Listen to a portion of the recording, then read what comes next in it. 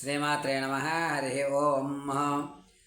శరన్నవరాత్రుల్లో భాగంగా అమ్మవారు రేపు మహాలక్ష్మీదేవి అవతారంగా దర్శనమిస్తారు.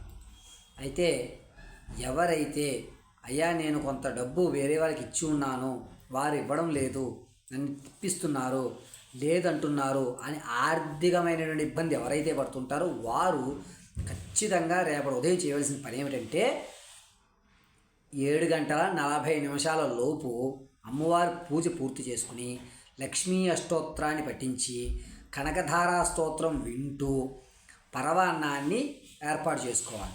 కనకధారా స్తోత్రాన్ని యూట్యూబ్లో పెట్టుకుని వింటూ పరవాన్నాన్ని తయారు చేయండి.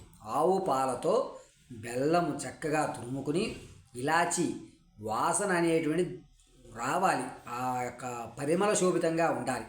అంతటి ఇలాచి వేసుకుని చక్కగా అమ్మవారికి కొబ్బరి నైవేద్యంగా సమర్పించి ఆ కొబ్బరి చిప్పల్లో మధ్యలో ఈ పరవాన్నాన్ని నైవేద్యంగా సమర్పించి అమ్మ ధనాన్ని ఆర్జిస్తున్నాను తల్లి అని చెప్పి 2 చేతులు జోడించి నమస్కారం చెప్పుకుని ఆ కొబ్బరి చిప్పలో ఉన్న కొంచెం పరిమాణంగా ఉన్న ప్రసాదాన్ని తీసుకుని ఏదన్నా పక్షులకి పెట్టి సర్వం నారాయణ రక్షతు, శ్రీమన్నారాయణ రక్షతు అనుకుని ఆ యొక్క దేవదేవుడైనటువంటి వెంకటేశ్వర స్వామికి నమస్కారం గావించి ఆ తదనంతరం 10 నిమిషాల తర్వాత ఆ ప్రసాదాన్ని యజమాని అంటే మీ భర్త మీరు ఇరువురు కూడా కళ్ళకద్దుకుని స్వీకరించండి.